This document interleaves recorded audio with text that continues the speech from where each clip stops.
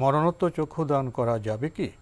আমি শুনেছি মৃত্যুর আগেও পরে নাকি অঙ্গ দান করা যাবে না, এটা কতটুকু সত্য?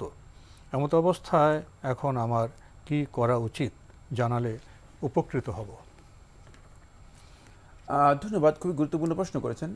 ব্লাড ডোনেশন এর বিষয়টি জুমহুর আহলে ইলম জায়েজ বলেছেন, যেহেতু ব্লাড মানবদেহে উৎপন্ন হয় এবং এটি মানবদেহে অতিরিক্ত থাকে এবং অব্যাহত থাকে, এটা অব্যাহত উৎপন্ন হয় আর অতিরিক্ত থাকে।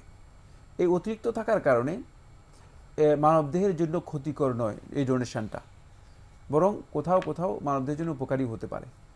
সেই ক্ষেত্রে এই ব্লাড ডোনেশনকে জুমহুর আহলে ইলম, অধিকাংশ ওলামায়ে কেরাম কথা বলেছেন যে এটি জায়েজ, সঙ্গত কাজ, যেহেতু মানুষের প্রয়োজন আছে সেক্ষেত্রে করা জায়েজ আছে। তাহলে ব্লাড ডোনেশন আপনি এই কাজটি করতে পারেন। কিন্তু মানুষের কোনো অঙ্গ প্রত্যঙ্গ এটা জীবিত অথবা মৃত অবস্থায় বিক্রি করা অথবা দান করা কোনটাই জায়েজ নেই। একান্ত শুধু যেই সমস্ত ক্ষেত্রে মানে তার সুনির্দিষ্ট ব্যক্তির প্রয়োজন দেখা দিয়েছে আর দেয়া তার পক্ষে সম্ভব, দিলে তার ক্ষতি হবে না। তার সুনির্দিষ্ট খাবে, হ্যাঁ, সুনির্দিষ্ট বিষয়, হ্যাঁ, দিলে তার ক্ষতি হবে না, যেটা আধুনিক সায়েন্স, মেডিকেল সায়েন্স প্রমাণ করেছে যে দিলে ক্ষতি হবে না। সেই ক্ষেত্রে শুধুমাত্র ওই সুনির্দিষ্ট ব্যক্তিকে ডোনেট করা যায়, সুনির্দিষ্ট ব্যক্তির মাসলাহাতের কারণে, যেহেতু তার মাসলাহাতটা অগ্রাধিকার পাবে, তার জীবনটা তার প্রয়োজনটা অগ্রাধিকার পাবে। যেহেতু আল্লাহ সুবহানাহু ওয়া তাআলা কোরআনে কারীমের মধ্যে বলেছেন, ওয়ামান আহইয়াহা ফাকাআন্নামা আহইয়ান নাস জামিআ, যে এই নফসটাকে জীবন দিল কিভাবে, মানে তাকে এই ডোনেট করার মাধ্যমে তাকে বাঁচার জন্য সহযোগিতা করলো। ফাকাআন্নামা আহইয়ান নাস জামিআ, মনে হলো যেন সে গোটা মানব সভ্যতাকে জীবন দিল। সুতরাং এই কাজটি এই জায়গায় গিয়ে অত্যন্ত গুরুত্বপূর্ণ হবে, এই জন্য জায়েজ হয়েছে। জি, আমাদের হাতে একটি চিঠি পাঠানো হয়েছে ঢাকার নয়াপল্টন থেকে, নাম প্রকাশে অনিচ্ছুক লিখেছেন, আপনার জিজ্ঞাসা অনুষ্ঠান দেখে অনেক উপকার হয়েছে, আল্লাহ আপনাদের ভালো করুন।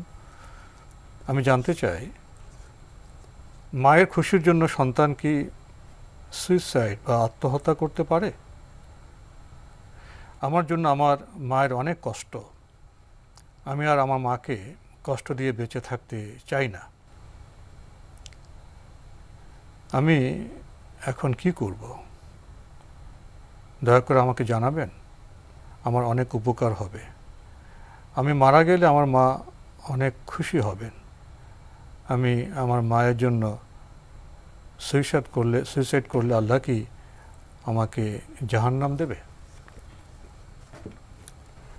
ধন্যবাদ, একটি অদ্ভুত প্রশ্ন করেছেন। পিতামাতার আনুগত্য করা, পিতামাতার সাথে সদ্ব্যবহার করা, এটা হচ্ছে বিধান।